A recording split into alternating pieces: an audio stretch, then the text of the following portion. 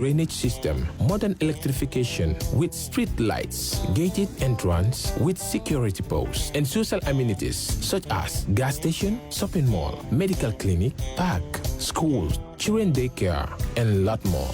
Our dedicated team of professionals will keep the estate clean at all times, provide security and patrol team within the estate premises, install latest technologies such as CCTV, Wi-Fi, home network installation, solar panel, and power backup system. Also, check out for our additional home facilities and interior design service such as premium tiling, wall plaster, home landscape, fingerprint home lock, and a lot more. Visit our office at Senegambia Colley Highway and get a free site visit tour, or contact us on 4464-838. WhatsApp us on 3259220. Or you can visit our Facebook page or Instagram on EJ Investments. EJ Investments, we are first in properties.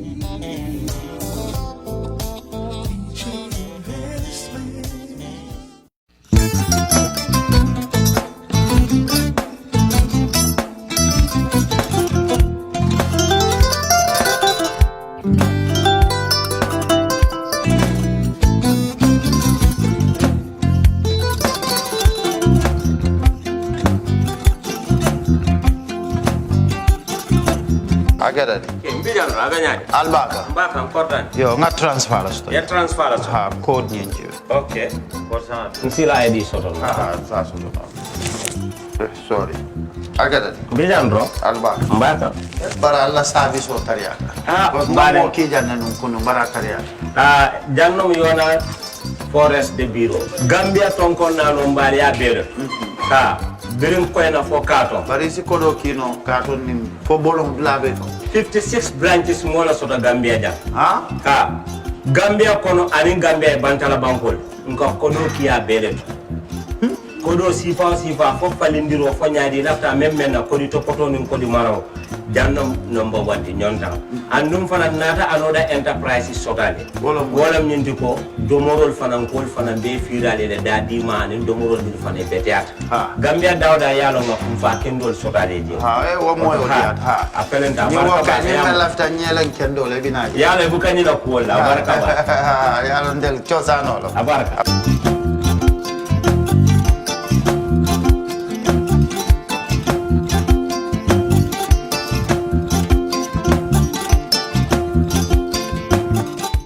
We live in a day and age where technology is creating a world without borders, filled with unlimited potential to improve the lives of the people around us. Innovarex Global Health ushers in a new way of leveling the playing field with increased access to quality healthcare services delivered at your doorstep. Our qualified professionals are equipped with state-of-the-art point-of-care testing technology to conduct tests such as kidney function, liver function, electrolyte tests, body composition, hemoglobin, A1C, and many more services with the highest efficiency in delivering results.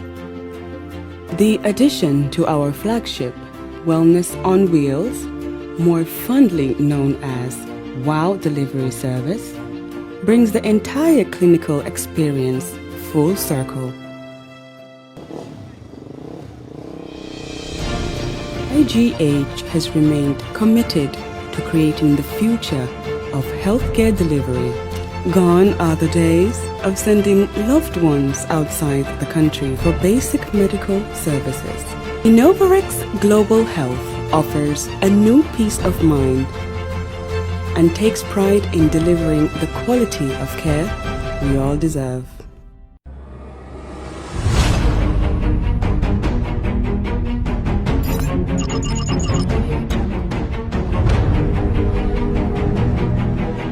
And welcome back to our proceedings. Council, if we're ready with the witness, if you can just go ahead.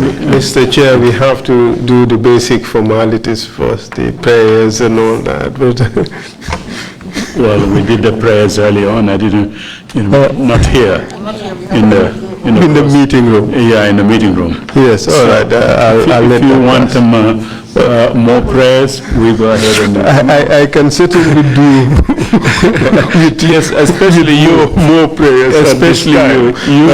But sorry, I say especially you. You need some prayers at this moment. Tell me about it.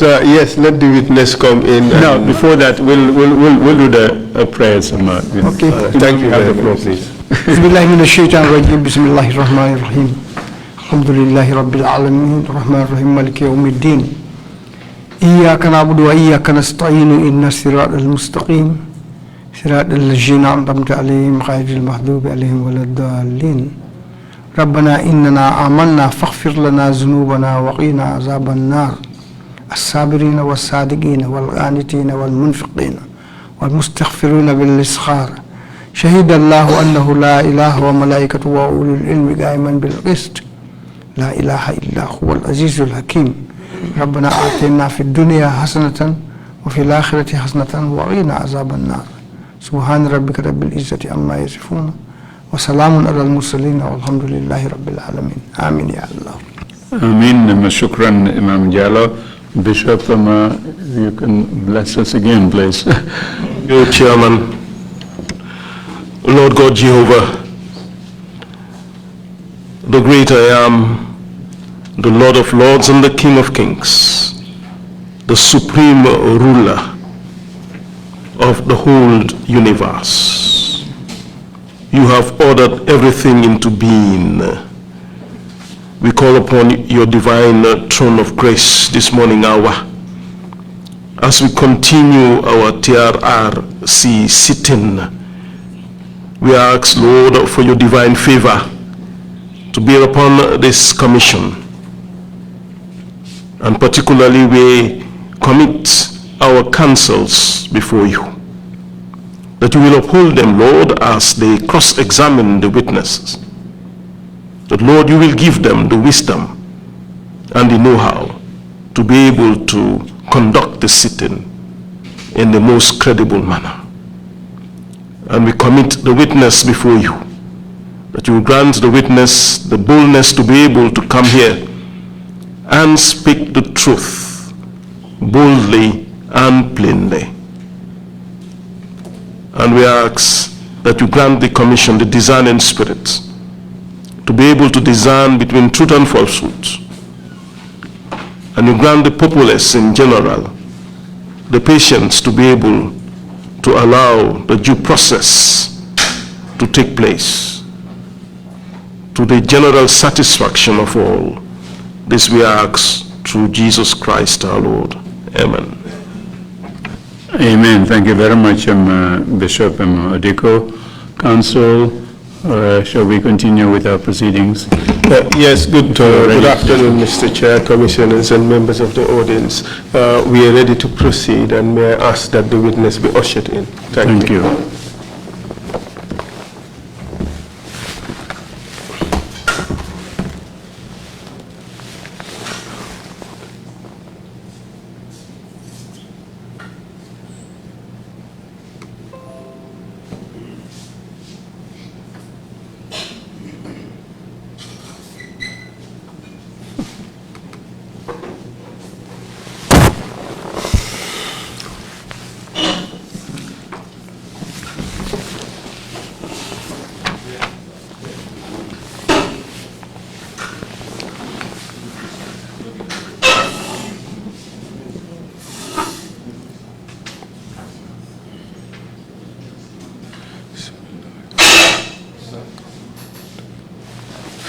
Excuse me with the witness, could you be upstanding, please, for the purposes of the oath?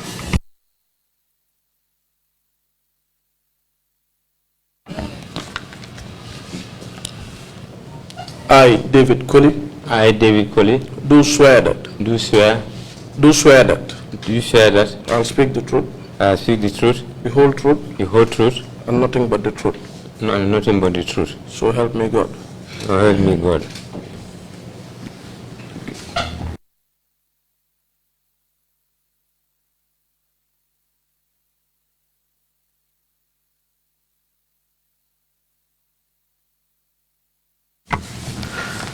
Good afternoon, Mr. Colley. Good afternoon. Welcome to the TRRC. Okay.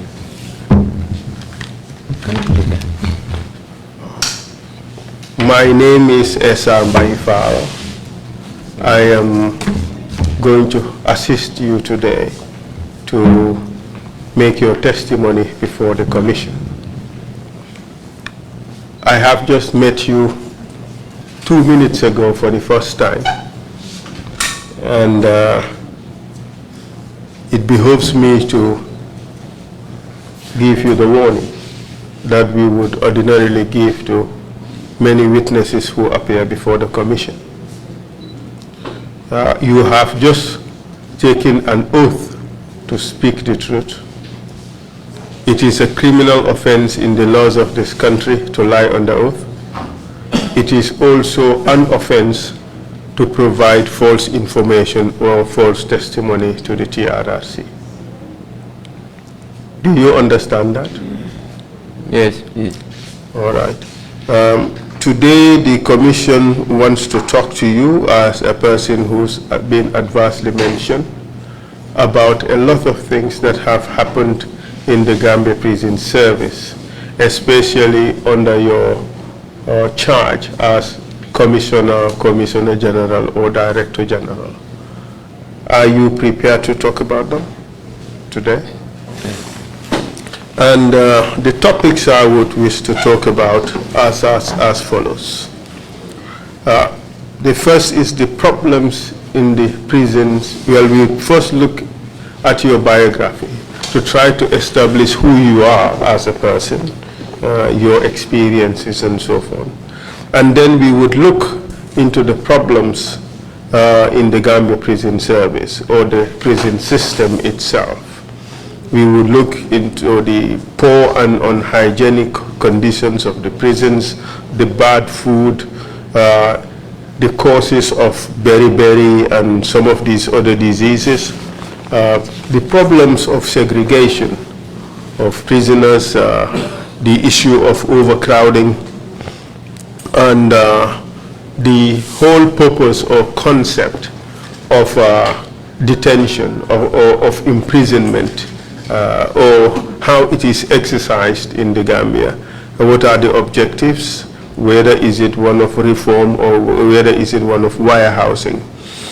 We also would like to look at how the prison was used as a tool to punish political opponents.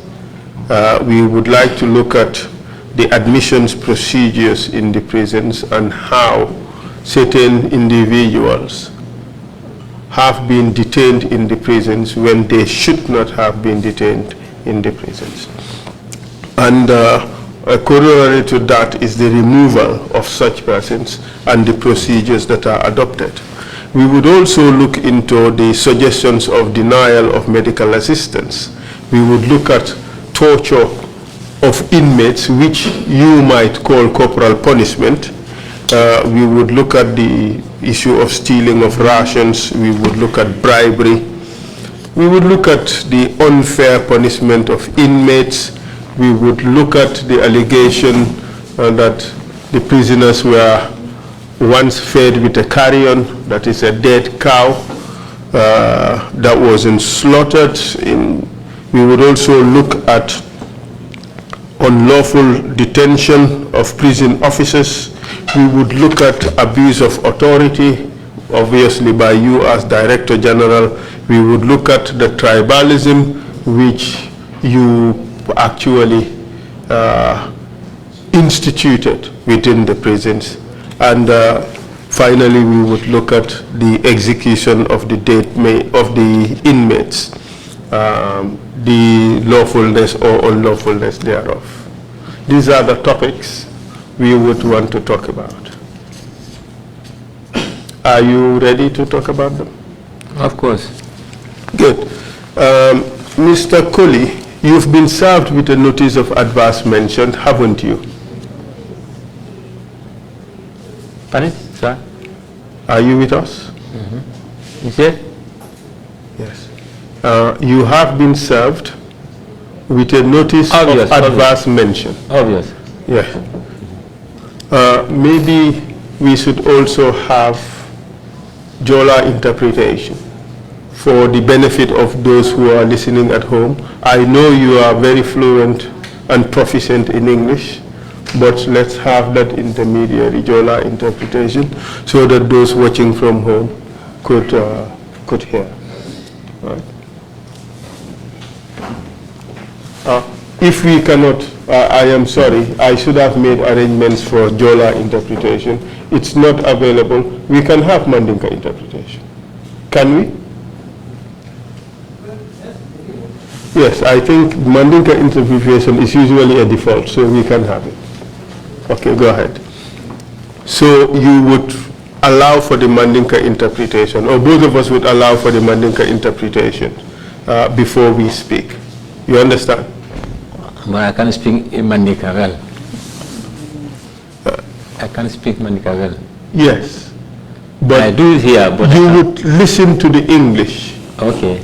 And you would respond to me in English. Okay. All right? Yeah. So the Mandinka interpretation would be for those who are listening at home but cannot speak English. You understand? Okay. All right. No problem. So,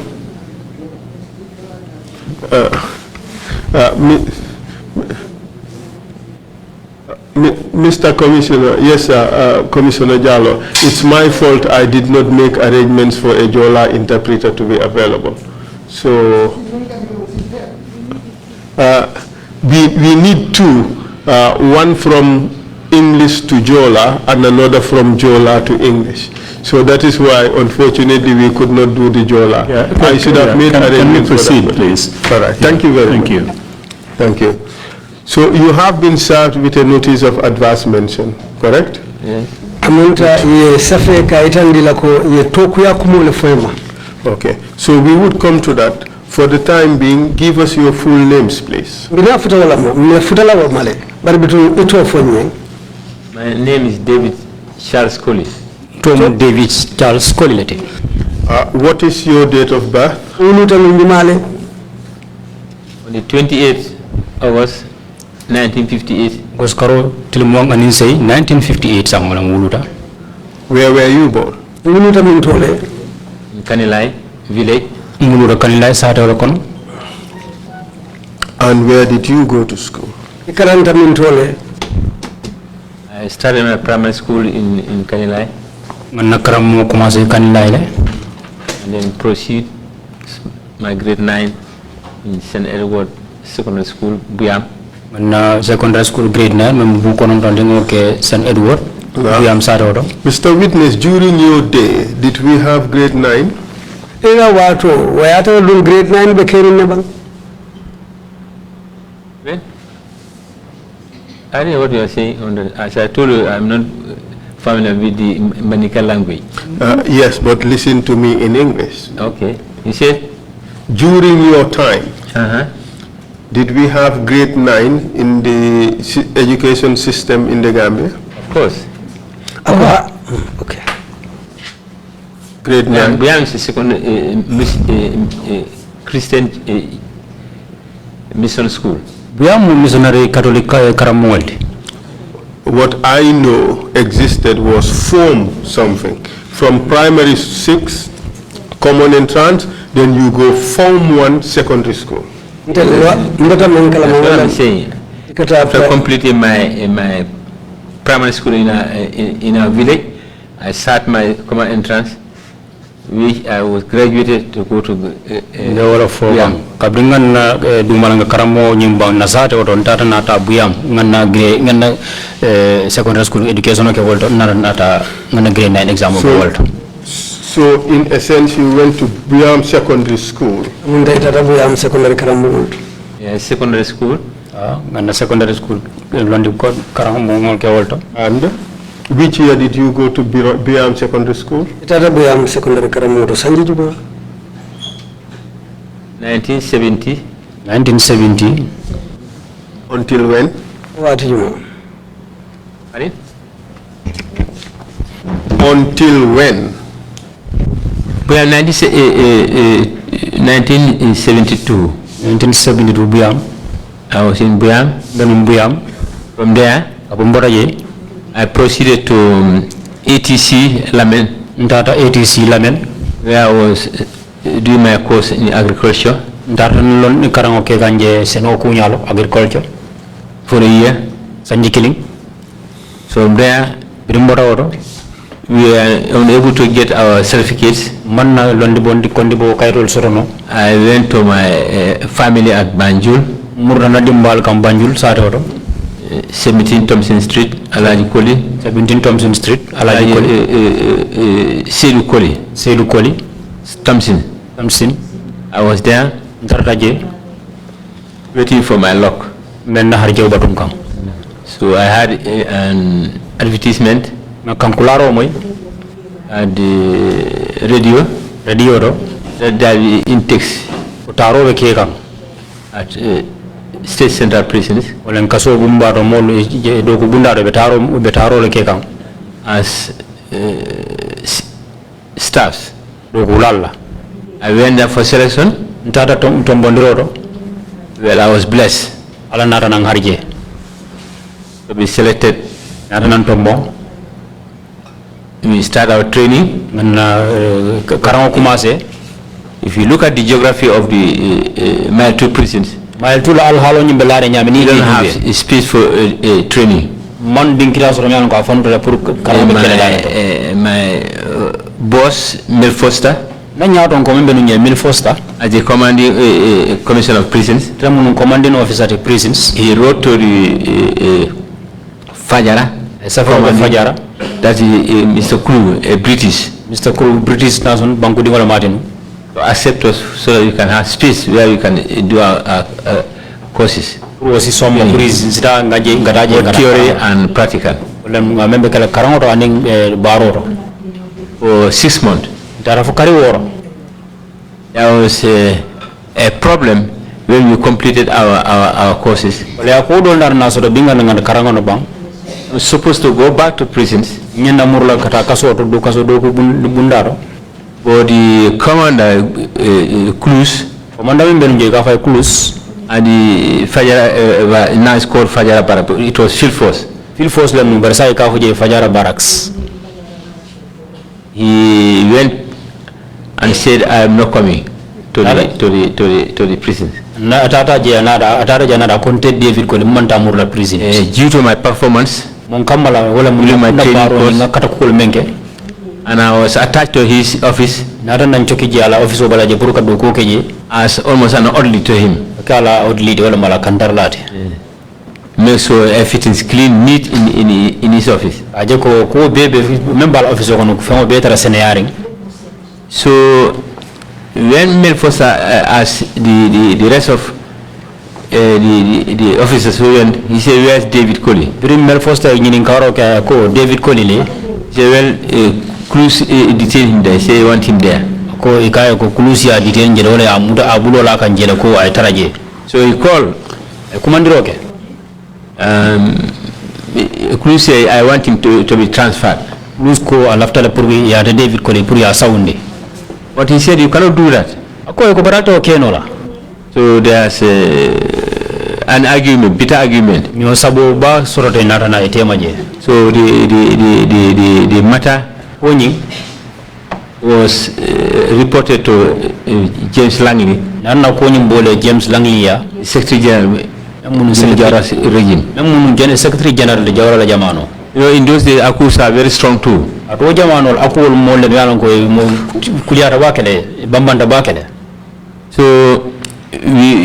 both of them were summoned to go to State House, including me. So when the matter was reported to former Jawara, President, say, I want to both of you to come. So he asked Cruz. He said, Is this man selected as a field force? He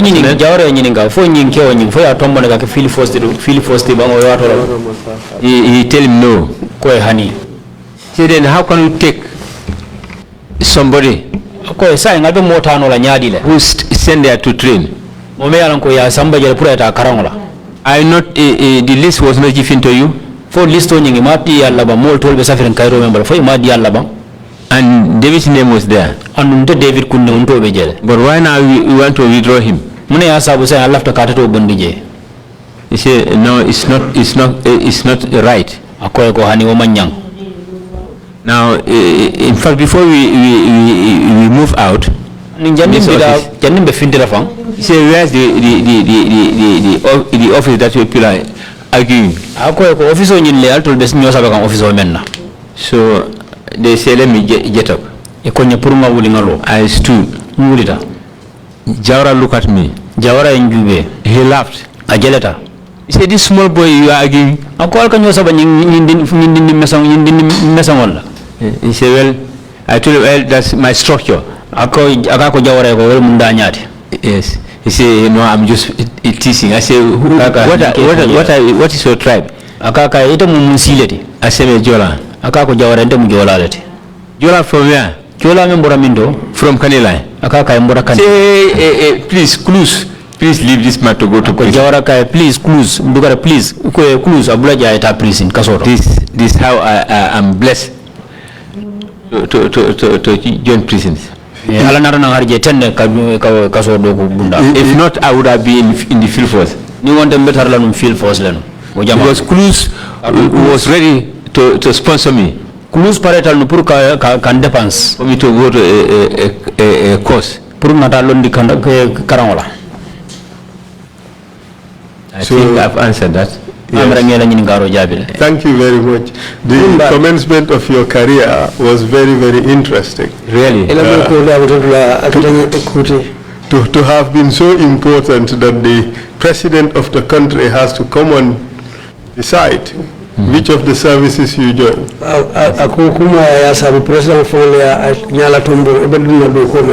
But you went to the prison service. Yes, and what work were you doing when you went to the prison service? I was posted on general duties. Yes, somebody like a general duties. And then? But I was set separately from Evans. Evans. He loves sports. And I have so many certificates in sports. Both football and athletics.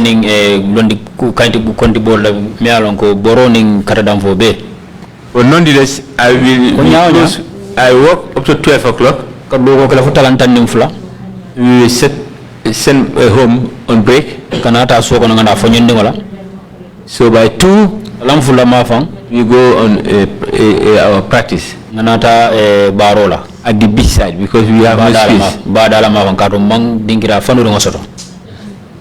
This is how I was lucky. That was real luck. Not much work to do. And then you ran the bar, the prison's bar, correct? Bari? There was a bar at the Mile 2 prison's headquarters. Yes, I met it there during the British colonial era. And you were responsible for running the bar. Yes, Mel opened the bar, and then I was attached there. Somebody was there before, but I mean, he's not satisfied with the appearance of the officer. He said he's not neat.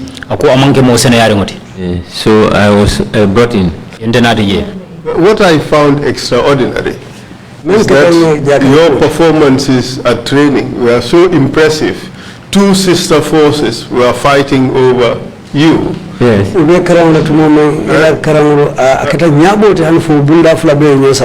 Prisons won, And all they knew to use your skills for was to send you to be a barkeeper. Well,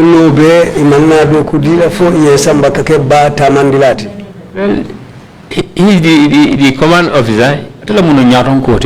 If ever he posts me, I'll go. Interesting. So you rose in the prison service until you became Director General. Yes. And from your own mouth, according to your statement, you had been fired, rehired, and fired and rehired several times.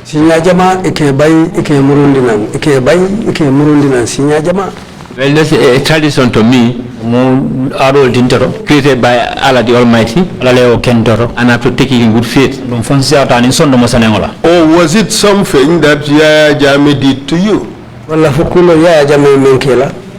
It's the same thing. If in time Jawara's regime, I was a victim during the 8th coup.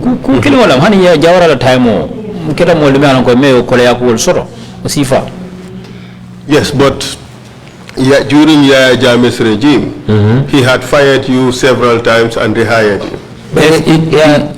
Depend on his information given to him. This Yaya Jammeh, he also hailed from Kanilai, didn't he? Yes, he's from Kanilai too. You knew him? Yes. You all had a good relationship, didn't you? These are young boys whom I've been going with. Traditionally, wrestling, hunting.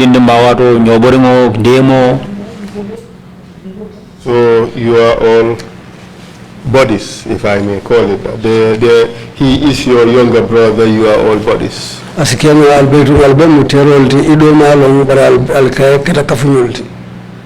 He's not a real brother to me. He's an uncle to me. You have family ties, correct? And you are also buddies. You hang out together, do wrestling together, you would occasionally visit one another, correct? No, he don't ask me. I don't know because I'm older than him. We convey them to their fellow young wrestlers.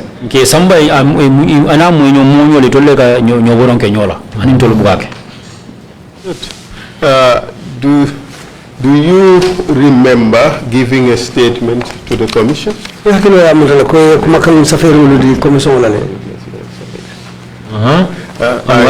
I have asked my colleague to assist to provide you with a copy of this statement.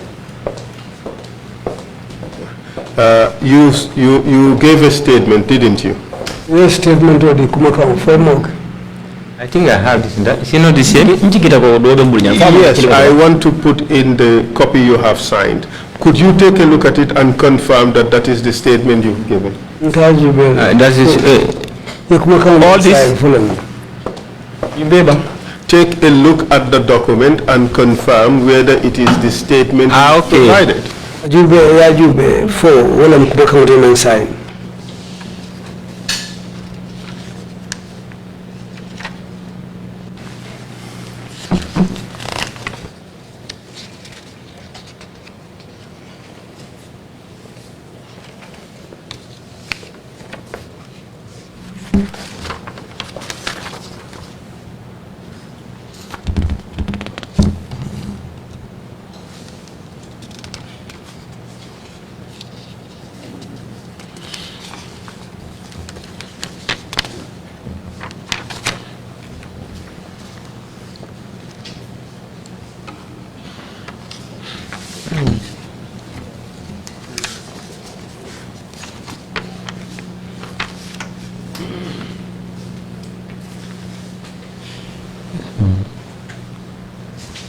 Page 9.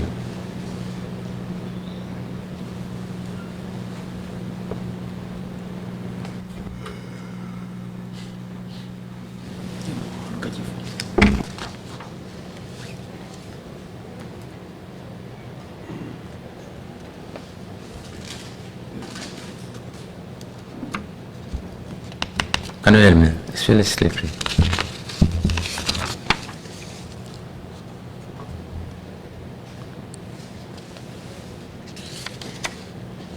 Yeah, it's 7 now. Okay, wait.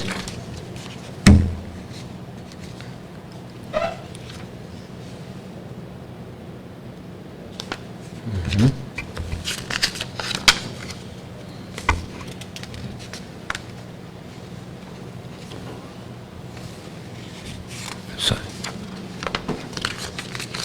No, wait, let me check.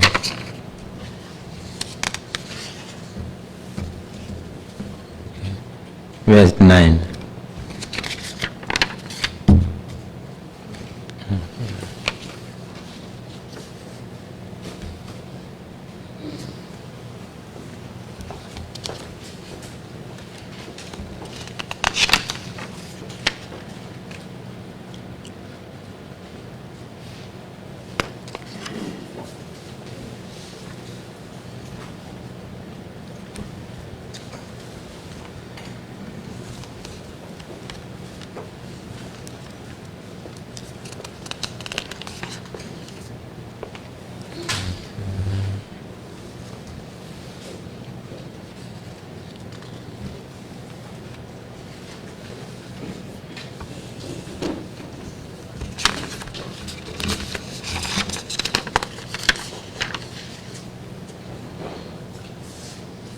Okay.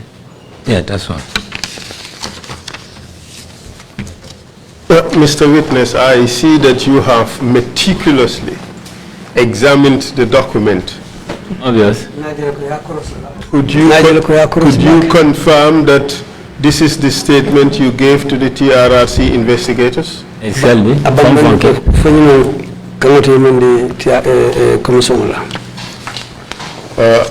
Have you verified the signature? It's also yours? Obvious. So this is your statement? This is my statement.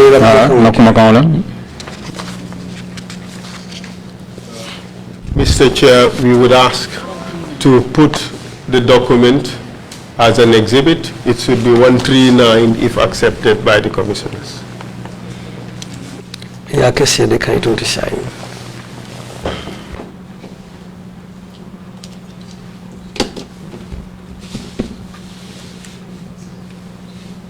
Mr. Colley. Mr. Colley.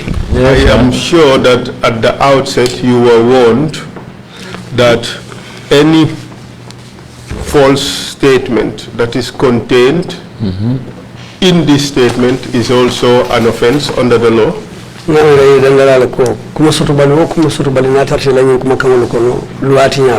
Yes.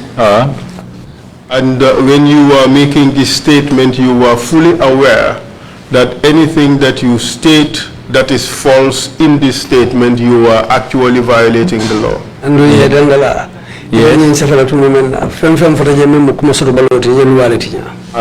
Good. And when you are making this statement, you are also warned about the allegations, adverse allegations that have been made against you.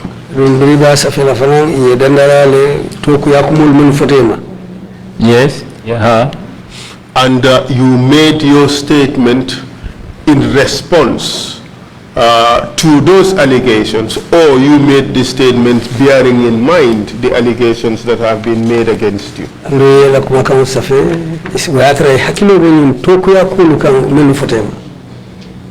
Yes. Good. Thank you very much. So,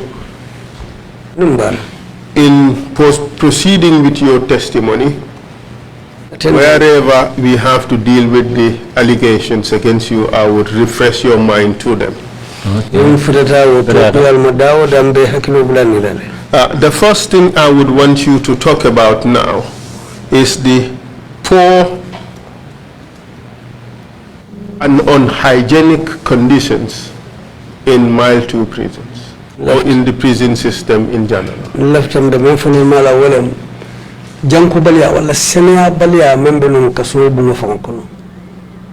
As Director General of the Prisons Service, you have run an outfit that was not fit for purpose, that was not fit for human habitation. What do you say to that?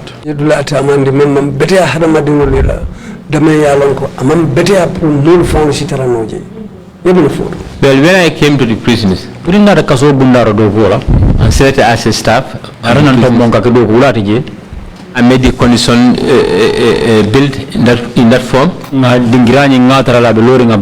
my successor bosses were coping with that system over there.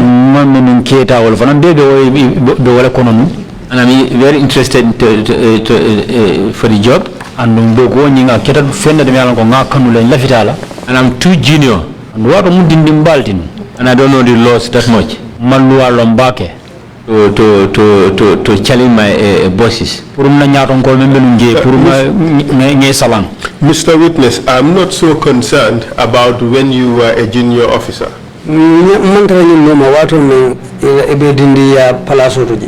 And I am not so concerned with that period when you did not know the law.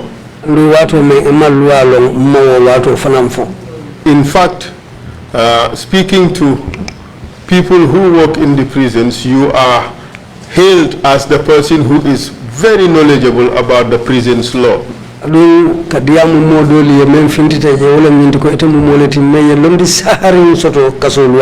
Is that in fact true? You're very knowledgeable about the prison law nowadays.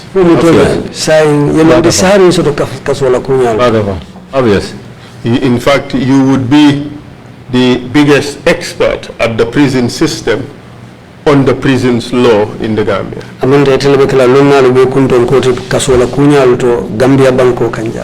Obvious. So during your time as Director General, lack of knowledge of the prison law would not apply to you. Director General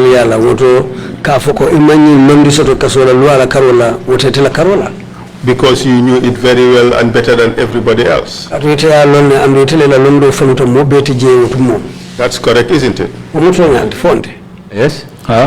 Okay. So and we are now talking about this period when you knew the law very well.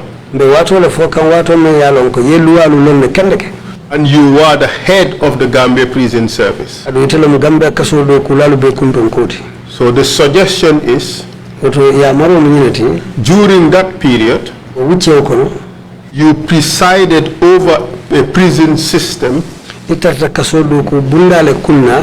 was not fit for purpose.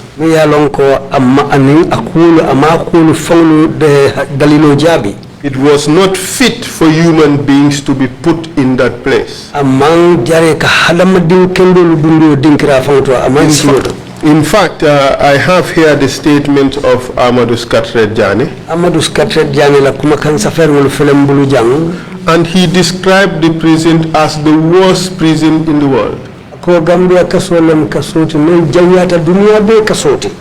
As Director General of the Prison Service, what do you say to this charge? Well, as I said earlier, these structures were there by the British colonial era. And when I was enrolled as a prison officer, I made the same system.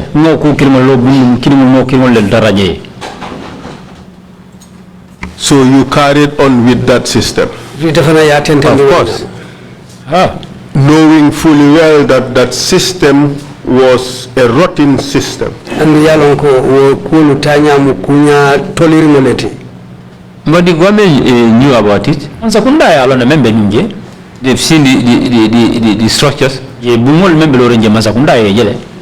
At one time, when Tambiru came there with my Fatou, he was pointing the cell he was put in. These structures are no good.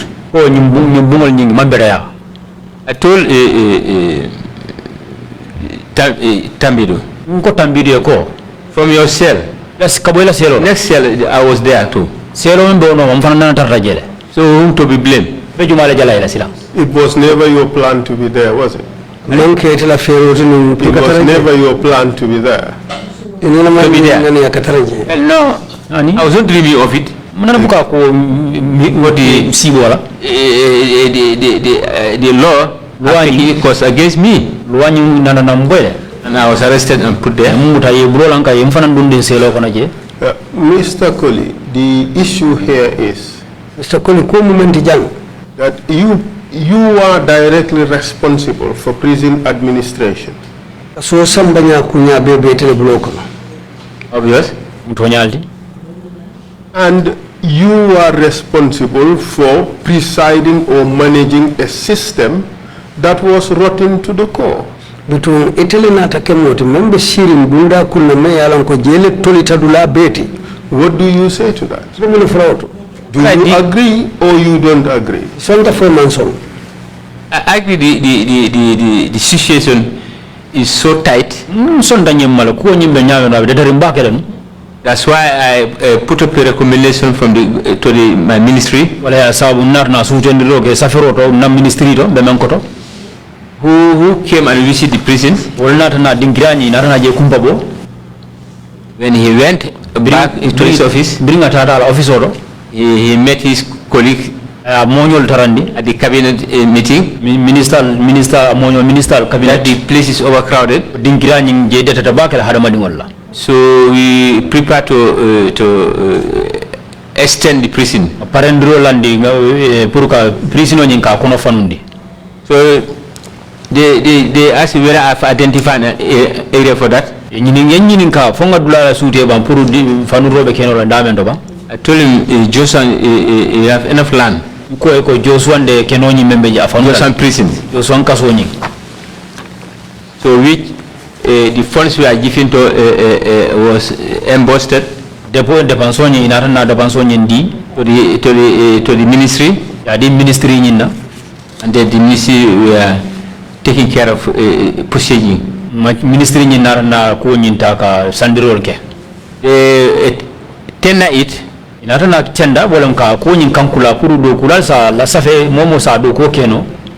They gave it to gum work.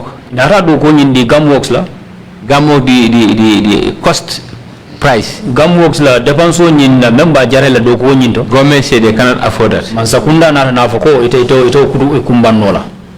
They said they asked me whether I can take up the project. Project you have a prison maintenance team. I told him we can do it. We started the project, but unfortunately it couldn't complete it. Based on funds coming. So in a sense you're telling us that you made an effort to deal with the overcrowding in the prisons. Obvious. And you know that overcrowding is a serious problem in the obvious. Even at home. Let's focus on the prisons. Of course, okay. And you know that it was your responsibility as Director General of the prisons to keep the prisoners in humane conditions.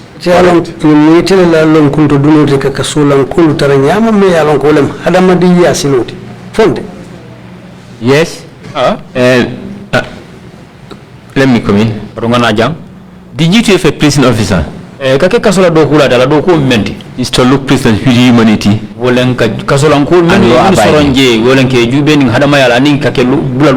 That's why I propose so that they can fund the project at Joshua. The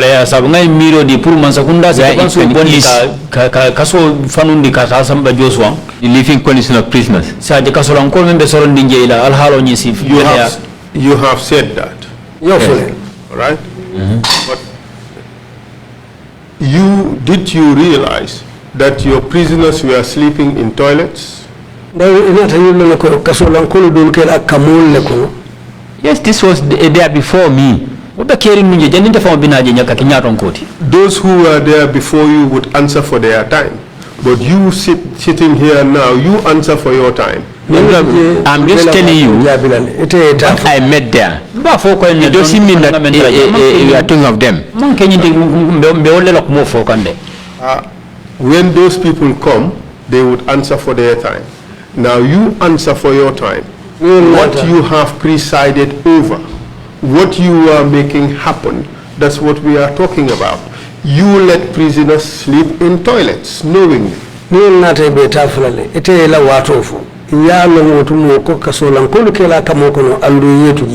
Yes, it's happening. We are talking about your time. It was happening during your time, correct? Obvious. And you know that that is unlawful. Well, I can't help. That is what you think you can help. Yeah, if it's my duty, can I come in? It is my duty, that's why I took up the responsibility of meeting the minister. So that government can provide funds. When that project failed, what did you do to ensure that prisoners are no longer sleeping in toilets? That's why I'm coming. It was Bojang. Commissioner at CRR, Joitan. He was the man in charge as a minister. When Masan Sisi was moved out, so I took up that responsibilities and invited the minister. So he said, wait, I heard what you said. Now let me invite government. GPP, Nana, an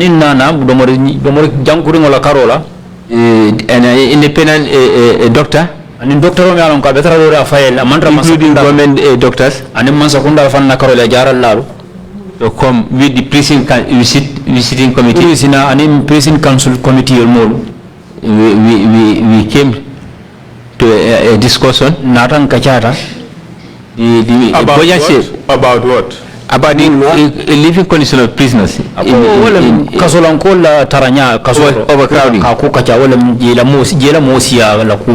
So we visited the prisons. And I saw them all the facilities and the living condition of prisoners. So among them, each take a note of it. We came back to my office at the hall. We discussed the issue. They put up a recommendation, hand it to him. He took it to the high authorities. That's the time government gave funds. Listen, let me land. Let me say this. You are still talking about this whole arrangement when government decided to give you this project. That was not an all argument because I came up with it. Proposal. In effect, you telling us what you told us already. Yes. Okay. So let's try not to repeat ourselves. Apart from that effort, what did you do to ensure that the prisoners were not sleeping in toilets? When these funds came, we started concreting the slab. Wall. Because people were sleeping underneath like this. The timbers was moved out. And then we start concreting. They bought the mattress, and blankets. Mr. Witness, with all that, the prison was still overcrowded. People were still sleeping in toilets. So the question I ask is, what have you done to prevent prisoners from sleeping in toilets? That's why I came up with this project at Joshua. But the process of getting money from the government, it doesn't take 1 second. I understand. You have made an effort with the government to get money. You are given a project, that project failed, correct? Yes. Apart from that failed project, did you as Director General do anything else? To ensure that prisoners would no longer sleep in toilets. When I was on the project at Joshua, coincided with this this election, general election. So we are waiting. If the election is over, we started with the project. But unfortunately,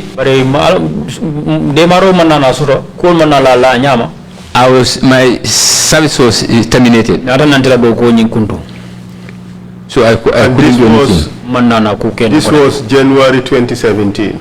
Yes.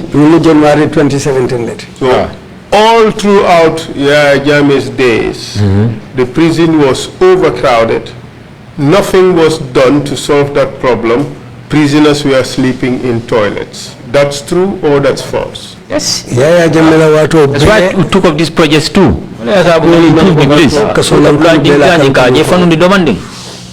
I know you are very familiar with the prison law. Did you consider the possibilities of applying Section 4 of the Prison Act?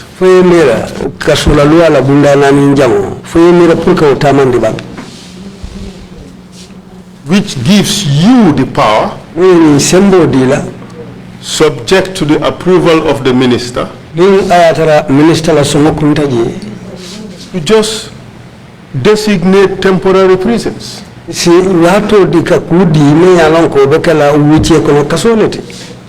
I think we are repeating the same effort that I've done with myself and the minister. Funds don't come nowhere beside the government. Because this is a state prison, not a private prison. I am not talking about private prisons. What I am saying is, did you consider the possibility of establishing temporary prisons according to Section 4 of the Act in order to enable you to deal with that problem? That's why that project was created. Because prison is not a place where you can put a temporary prison. You have to look at the security aspect of the place. So the only area where we can have it is Joshua, and which the government have taken up the responsibility in building. Are you serious about this statement? Obvious. Are you really serious about this statement? Obviously, that's why there's no other place where you can build beside a prison.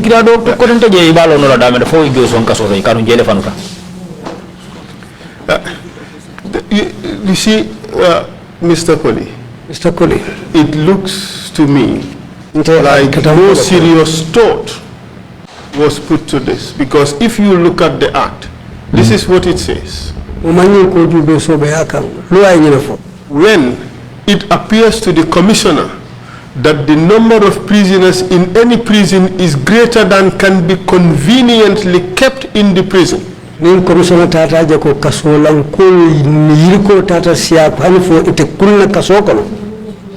that it is not convenient to transfer the excess number to some other prison, or when there is an outbreak of diseases, You can provide temporary shelter of prisoners in some other location.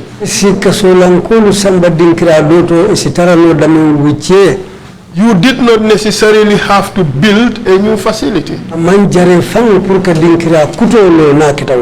You could have taken some place in the army, in the military barracks. You could have taken some unused government installation. All you needed to do is provide security to ensure that there won't be any easy escape. Tell us honestly, did you and the state authorities put their minds to this solution that is contained in the act?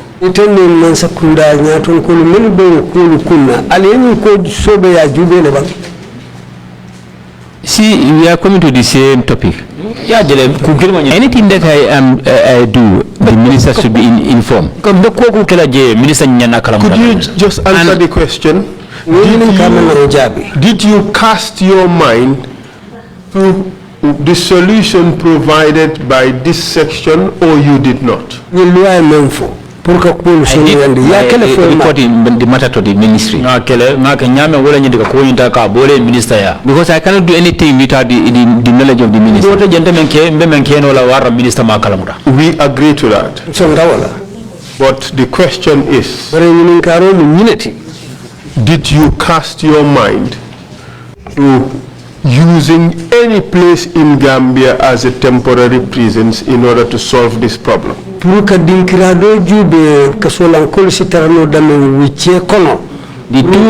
two established prisons, that is Janjambur and Joswan. There's a limit. We are not talking about that. No, I'm coming. When you come to Joswan too. Mr. Witness, just answer the question. Did you cast your mind to Section 4 as a solution, or you did not? Section 4, I inform my ministry. The question is, did you cast your mind to Section 4 in order to find a solution, or you did not? If whereby I cast my mind proposing this, we have to go back to the ministry. I don't do things of my own. I take it that you did not. Yeah. You agree you did not. No, I did, because that's why I said I'll just move on to something else. Okay. Apart from the overcrowding, the prisons in Mile 2 is very dirty. Yes. What do you say to that? We have a prisoner who do clean.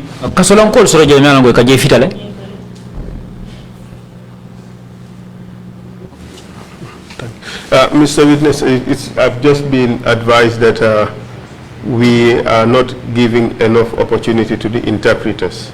So we should allow 3 seconds between our speeches and that of the interpreters, such that the speeches would not overlap.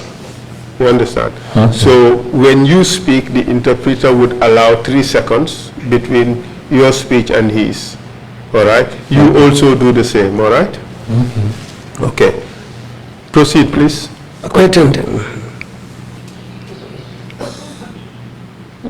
I was saying that the Mile 2 prison was very filthy during your time as DG. We have prisoners selected to be doing general cleaning inside the main yard. Responsible for that. That does not change the fact that the prisons was very filthy. What do you say to that? It cannot be changed, because the gutters are there. And every day that's where they clean. There's no other new gutter that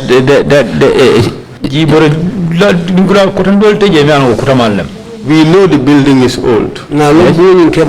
But wasn't this really a case of neglect by the administration, not caring too much how the prisoners lived in those cells. Because if you are really interested in ensuring that the place was clean, you basically had free labor to have it cleaned. But the place remained filthy because you neglected it. See, the word neglected, I mean, I'm not in this impressed on that. Because you have prisoners who are selected to be doing cleaning gutters inside the yard. So you have officers there. If these people not do that job, let them force them to do their job. I cannot be leaving my office, crossing the highway, all the time to be going inspecting these things. They are there for that. But you agree that the prisons was filthy? No, I agree. That's why we have the prisoners who do clean. And the ultimate responsibility for ensuring that it was clean rested with you, correct?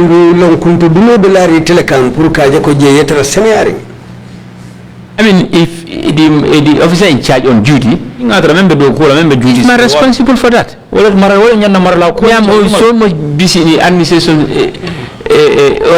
somewhere else again.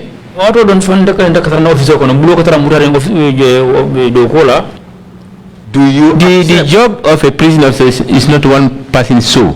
I will note that what you've just said, it's not a one-person show. But we would come to that later.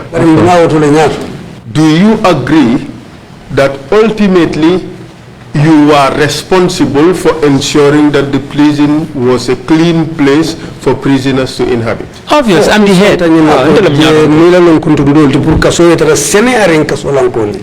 But you agree that the prisons during your tenure was a filthy place?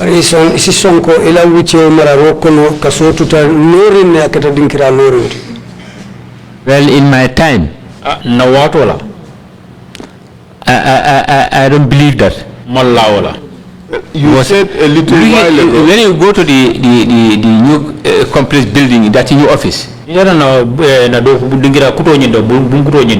if I should tell you the donor that supported me to build that office, and the place is always neat. Let us focus. You have prisoners coming across to come and clean that place too.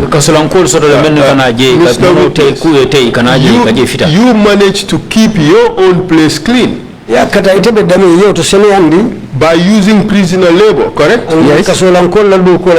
But you left the prisons itself filthy. That's why you have the command officers there responsible.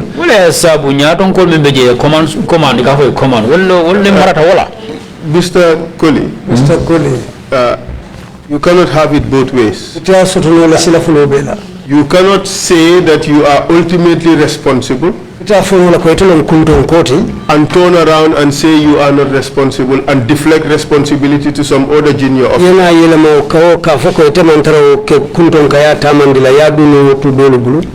You are responsible for ensuring that the prison itself is clean, like you are responsible for ensuring that the staff quarters was clean.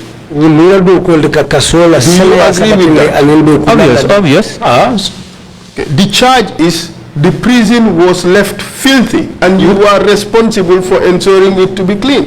I agree that it's filthy, but one person cannot take up the responsibility. Allow the interpreter. Huh? Okay, sir. Yes, but you see, in administration, we are not really interested in whether there were other intermediary officers who did not do their responsibility.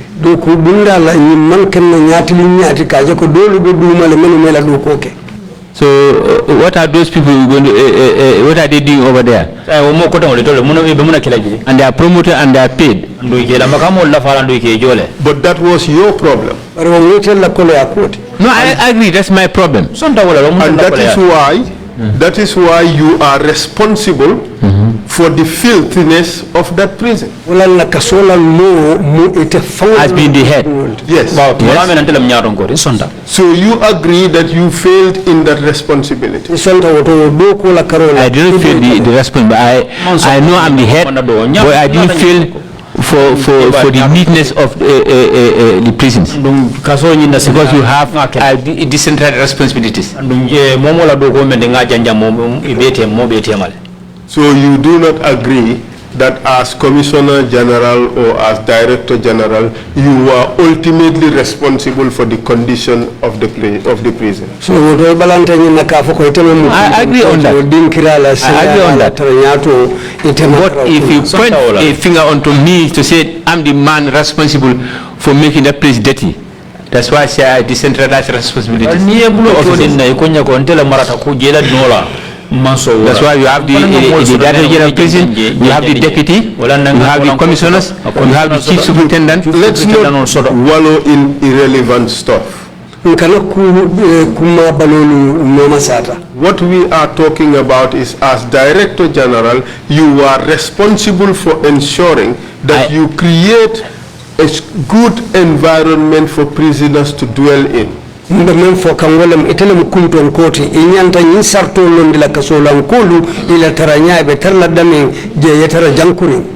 agree on to that.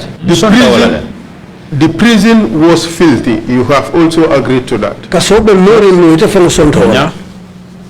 Therefore, you failed in your responsibility for ensuring that the prison was a clean, safe environment for prisoners.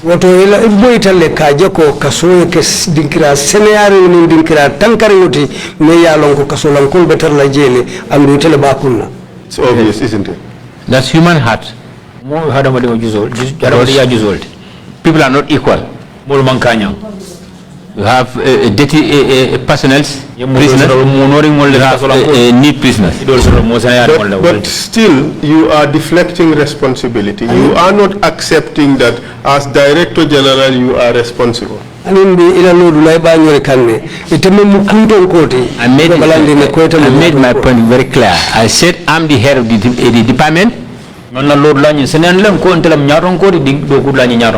decentralize responsibilities. Officers take up their duties too. Mr. Colley, the bottom line is you are negligent.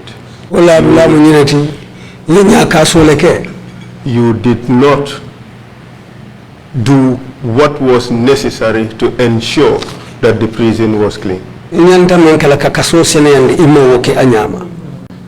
Well, I'll take the blame because the officer did not do that job.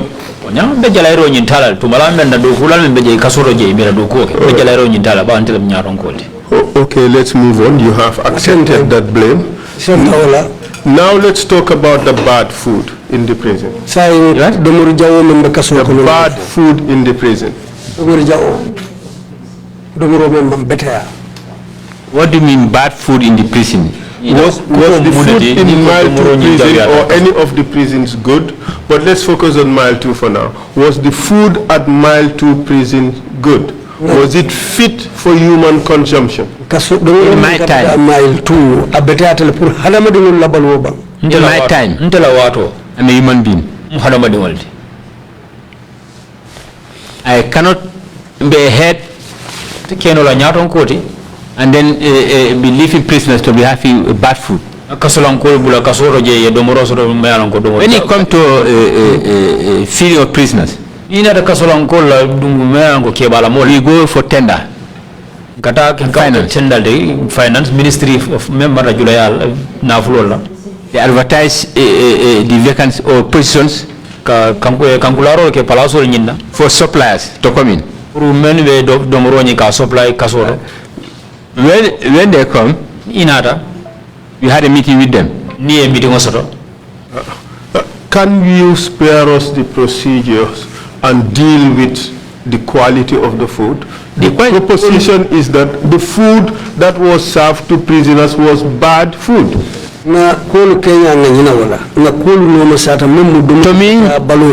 To me, it's good. Because we have domoda, sometimes super kanja, chu, duty,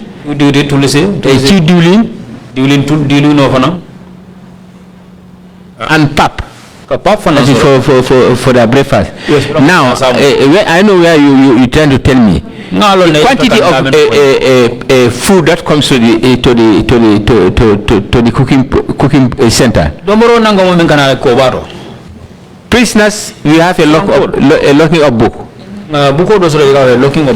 Where we register prisoners who spend the night for that night. So the following day, that number, the officer in charge will send it to the central cooking, to the store.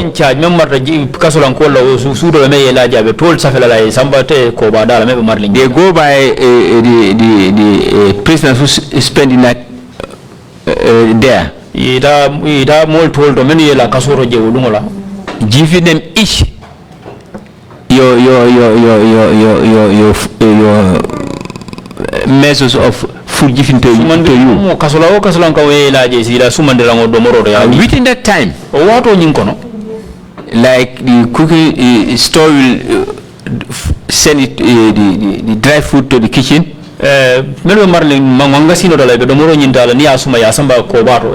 Within that interim, or lately, you have bunch of arrested prisoners. Already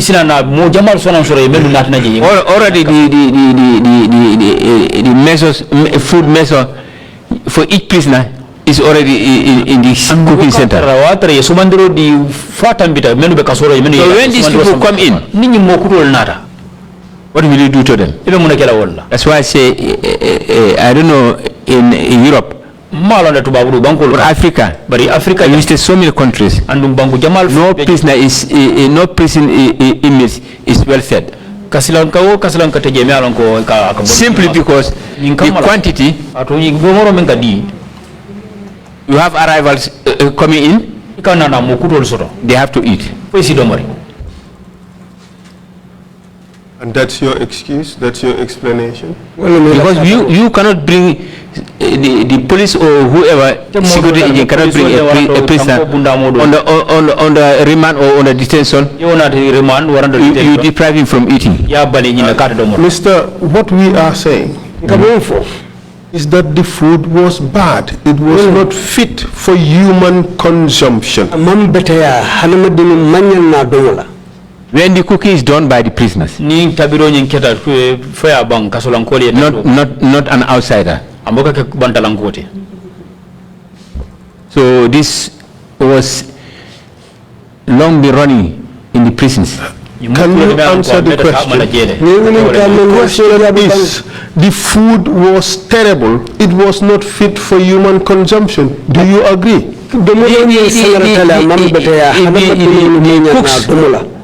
If the cooks are cooking, and sometimes the number of inmates inside the prison, if it is too many, you find it very difficult for them to cook the best food. Mr. Chair, perhaps I need the intervention of the Commission to get the witness to answer my questions. The question is simple. Is the food good? Is it fit for human consumption? The answer is a yes or a no. It's good for them because they are eating. Well, let me inform you that we have received testimony from a lot of witnesses. And no single person has said that the food is good. Except you. No, it's left to them for them to criticize. But this government institution, the cooks are trained by themselves, prisoners. Don't you find a problem with that? that people who are not trained chefs, they don't know anything about cooking, are just randomly picked up from the inmates, brought into the kitchen and showed how they do what they do. As a seasoned prison administrator, don't you find that problematic?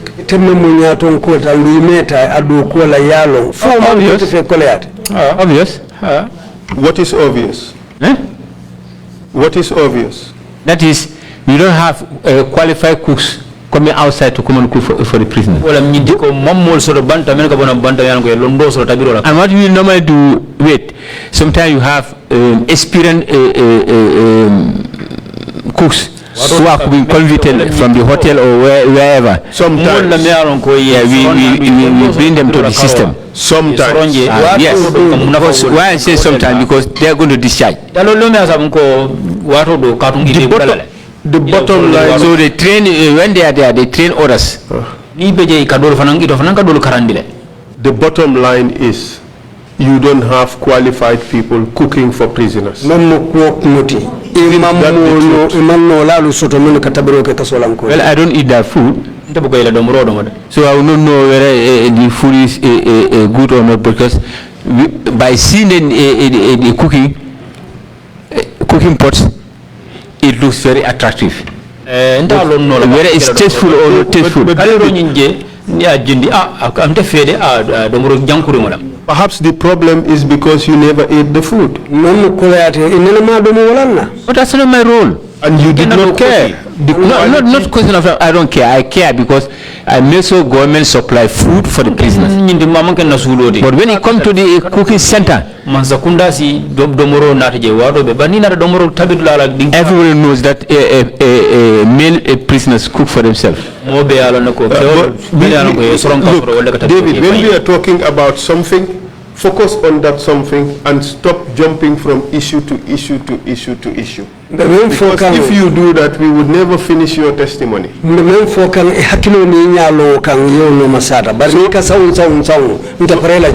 So let's be disciplined. Huh? You said the food looked attractive. But does quality of food depend on how it looked?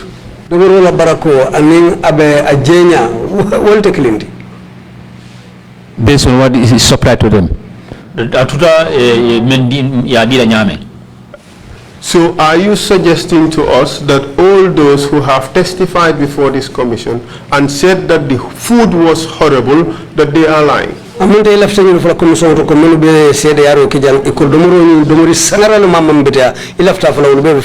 not argue with them. So you agree therefore that the food was horrible? That's what they said. Well, let me ask you, you were incarcerated at Mile 2. Yes? Did you eat the food? Obvious. I was eating the food. Was it palatable? Of course, to me. I have to take it away. Because you cannot. The question is, yes, it's good for me. Palatable. It's good for me because I came out and I didn't die. And because you didn't die, it was good. Obvious, because I was a prisoner like them too. So the test that the food is good is because you did not die. Of course, I can say so. Well, I can tell you that many people died. Many people died based on the primary cause of their death. And what we have here is that the food lacked nutrition. And because it lacked nutrition, a lot of people contracted diseases and died as a result.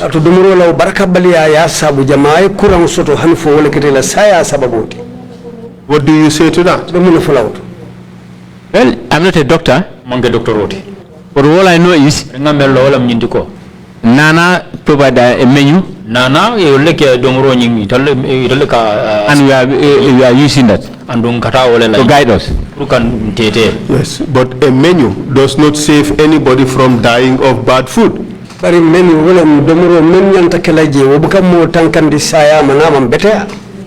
I don't know. Did you in fact care that prisoners were dying of the poor diet you were serving them at Mile 2?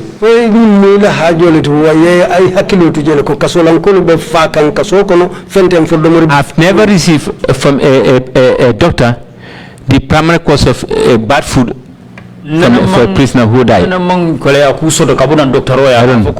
serious, David? I didn't see that. Because any cause of any primary cause of death of a prisoner, you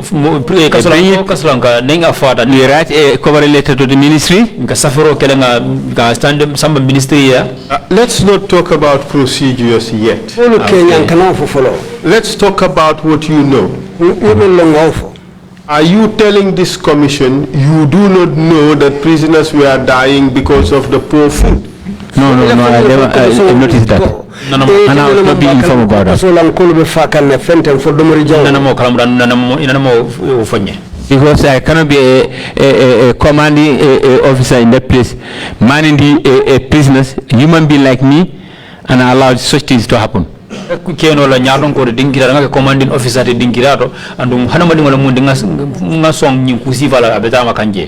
that's why I invited. Have you heard of beriberi? Beriberi, yes. Because any prisoner who died, I have the primary cause of his death. I'm a doctor.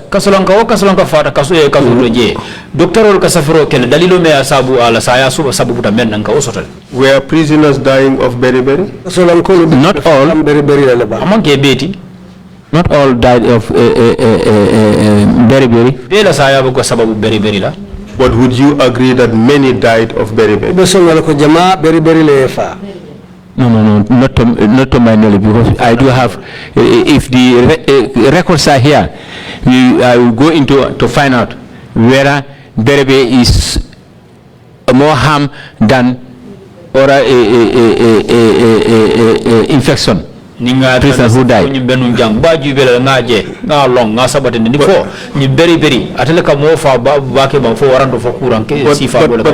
that is not important. What is important here is that your inmates were dying of beriberi, which is as a result of the poor food. It can happen. But I'm not an expert. Mr. Colley, you are hiding behind this statement, I am not an expert. But everybody who has been an inmate in Mile 2 or has worked in the prison system knows about beriberi. Every single person. I know that. When I was there too, beriberi was running.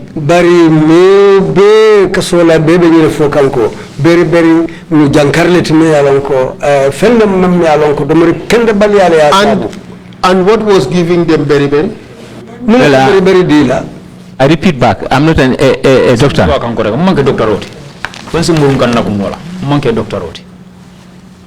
And I was there for 3 months, eating the same food like them. But you worked in the prison systems for over 30 years? Yes. And beriberi is not a new disease in the prisons? Obvious. And everybody knows that beriberi was caused by the bad food. Well, as I said, I'm not an expert, but we know that there's beriberi prisoners who died.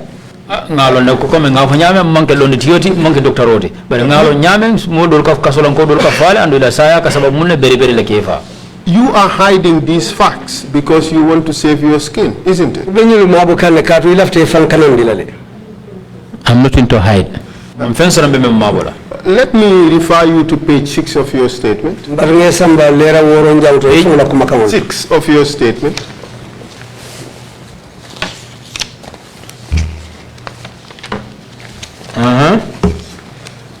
Can you read out paragraph 11?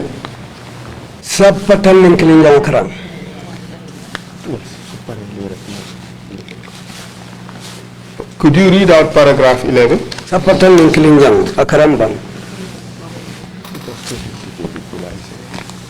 Yes, I said we always go according to the menu. Could you read out paragraph 11? Yeah, that's what I'm reading. Yes. And we are guided by the logbook. No, read paragraph 14. Paragraph 14, starting from the second sentence, the case of the so-called beriberi.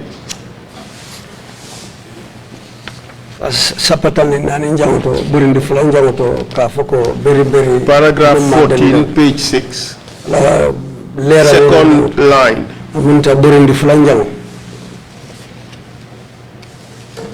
Page 6.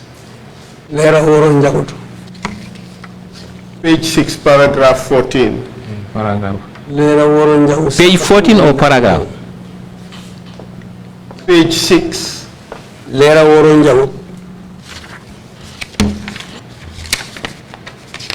Paragraph 14. Second sentence. Starting with the words, the case of the so-called beriberi.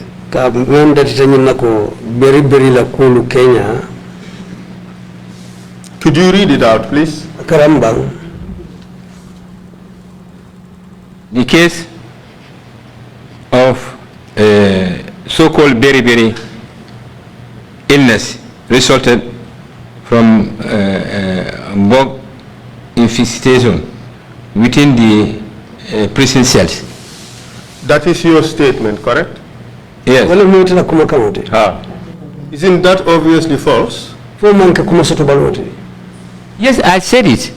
But what I'm saying. But isn't this statement false? It's false.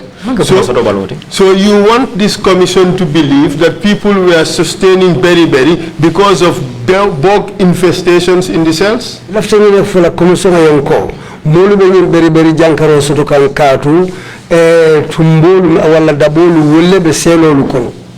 That is what you want the commission to believe? No, I didn't say so. What I said here is, now let me come in. What I said here, beriberi can be there. Doctors normally give the cause of primary cause of that death. Beriberi. You have high blood. Malaria. Can you be disciplined and answer the question? In your statement, you said that beriberi resulted from bug infestations within the cells. Yes. Is that not a false statement? No, it's just a false statement. So you want the commission to believe that prisoners were sustaining beriberi because of bugs in their cells? Not all of them. Not all of them. Not all of them. So you're telling us that bugs were causing beriberi? Yes.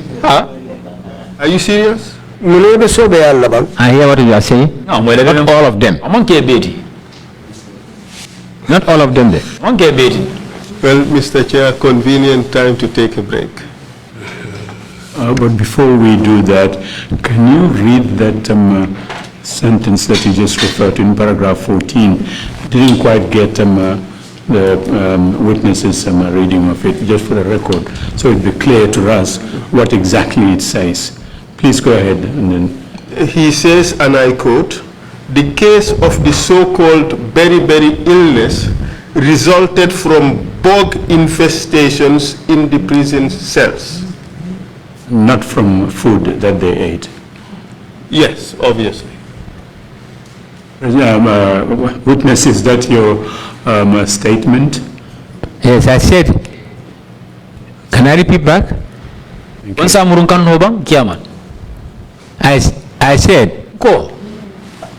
Infection in the prisons, beriberi. It's happening. But not all.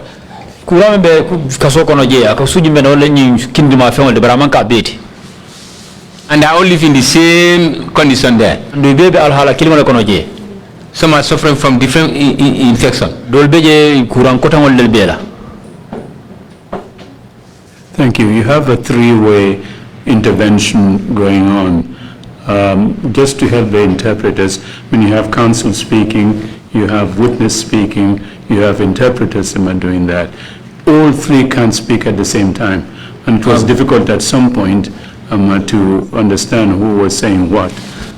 So when we come back from the lunch break, if we can just have a little bit of discipline on that particular point.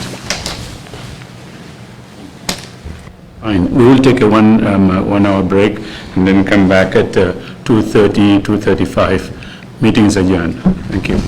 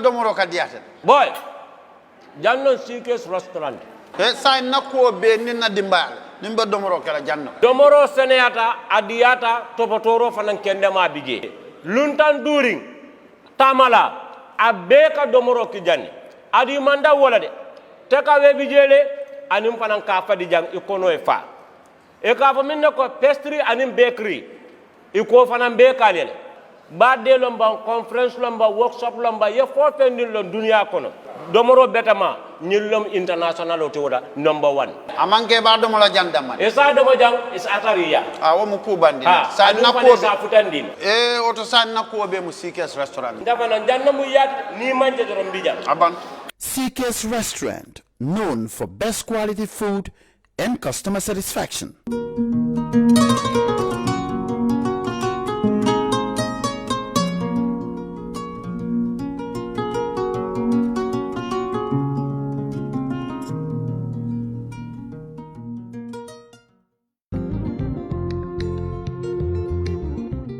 Stewart & Co. Solicitors, a legal excellence firm in London that can help you with all aspects of your legal work. If you are looking at immigrating to the United Kingdom, Stewart & Co. can help you to set up business, buy houses in the UK, and will deal with all your legal works from start to finish. For all your general immigration work, we can help you with that as well. If you're applying for any form of visa, whether student visas, settlement visas, marriage visas, or a child wanting to come to the United Kingdom to settle with the family, we can help you to achieve your goals. Stewart & Co. Solicitors, a legal excellence firm specializing in conveyancing, immigration, litigation, family law, personal injury, licensing, no win, no fee. Contact us today at www.sk-solicitors.com. We have all the answers for your beauty quest, all the means to beautify you. Welcome to Skincare Plus of the Gambia. Dalal lañ ak jàmm the Skincare Plus of the Gambia. Mbal Diala Skincare Plus of the Gambia. But where we're gonna start with is one of our star products, 55H Plus Paris. We do have 4 different formulas of 55H+, starting from the Harmony carrot product to Efficacate Replicate to multi-action, and also the formula that is perfect for those that are suffering from acne. The second product I am going to introduce you guys to is our milk protein, which is an excellent product. Main ingredient in this product is alpha hydroxy, which is known to be clearing the skin in such a beautiful way. Now, moving right along, we're going to move to another star product of ours, which is Lighten Up. We do have Lighten Up Regular, Lighten Up Plus Regular, and Lighten Up Gold. Lighten Up Gold is indeed a star product. Bii moom dafa nekk product boo xam ne duñ dee never have enough of it in stock. It literally just jumps out of our shelves like at the speed of lightning. Lighten Up Gold. We're gonna get to talk a little bit more about Lighten Up Gold in probably another edition. My brand, my favorite brand, or my ex-favorite brand that is, because I have switched now, is Kiwi Eye. We do have 4 different formulas of our Kiwi Eye brand. Oriental, képp ku ma xam Kiwi Eye Oriental nga ma xamee. Man product bi rek ci laa daan kontaan, waaye léegi nag switch na, loolu nañ ci waxaat ci kanam tuuti rek. Oriental anti-aging, perfect pour koo xam ne you're over 40. Li tax mooy it has argan oil in it. Argan oil ñëpp xamee nañ ko ci anti-aging. Bu loolu passé Kiwi Eye Gold moom mooy Kiwi Eye brand bi nga xam ne moo gën a ees in the entire Kiwi Eye range. Moom tamit daf laa jox a very nice golden complexion. So amee ay cere am ay problème skin, this will be your go-to product. Kiwi Eye Privilege moo nekk ni baax na lool si ko doon diw sa yaram yaaxu nga bëgg a defaraat xam nga rek def bem baax teg ko ci yoon. Kiwi Eye Privilege war naa doon sa xarit. Kiwi Eye Multi-Action moom bu dee like nga almond products, almond oils, B is what we will recommend to you. We get our products directly from Paris. Suñ Paris products yep comes directly from the manufacturer. François Bidon moom kenn du ko introduce. Amal nañ leen the Royal Excellence Carrot moom mi nga xam ne moom moo gën a popular in the entire François Bidon family. Amal nañ leen ko. Amal nañ leen Puissance ak amal nañ leen Extreme tamit. Bu loolu weesoo Glow yaa ngi nii. Glow kenn du ko introduce. Moom a star product la obviously all the time ñu ngi ko am in stock. Recently bii mooy coow li. Diamond Glow moom la xale yu jigéen ñi di wóor. Tay yëpp anti binta gaay Diamond Glow kañ la Diamond Glow di ñëw. Well coow jeex na fi mu nekk nii Diamond Glow is back in stock. For the past couple of days xam nga rek pareel kër Fatou beeg yooyu maa ngi switch to Express Glow. Xala expressal rek xala glowyal rek moo nekk nii mooy lightning fast glow product bi nga xam ne diwoo ko rek within a week rek am the glow you've been always dreaming of. The most popular glow mooy lemon glow. Bi mooy the most popular one amongst all the glow lines. Lemon glow bi moom moo gën a popular moom lañ dee gën a jaay. But nag ci gàttal amal nañ leen the entire glow correction. From Diamond Glow to Extreme Glow, Pure Glow, Cocoa Glow, Lemon Glow, Express Glow, and obviously Carrot Glow.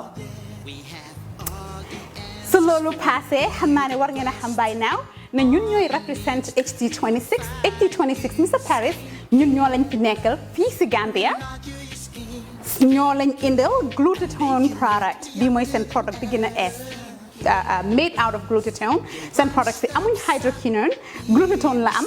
Glutathione mooy des new ingredient bi nga xam ne moom la skincare companies yëpp di tiitaroo daal ku defarut glutathione rek definitely yow nekkuloo ci yëf yi. So glutathione moom laa nekk di use from last month on. And du la xeesal pecc waaye nag dafa setal sa yaram dafa génne all the imperfections which we all have du la weexal tal waaye dafa liisal sa yaram nooyal ko nepp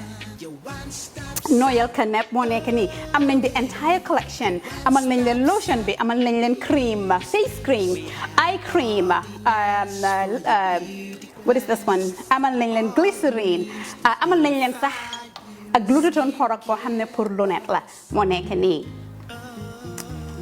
su loolu passé amal nañ leen the glutathione vitamins seen vitamins yi ñoo nekk nii one a day nga ko jël and not only ne dafa leeral sa yaram but it's a very good anti-aging antioxidant anti-aging vitamin la ci gàttal oil si nekk nii HT26 benn tey rek ñu ngi ci HT26 amal nañ leen 8 different kinds of oil from barago oil to carrot oil lemon oil name it in skincare oil am nañ ko seen oil si is not only for skin but mun nga use oil si for your hair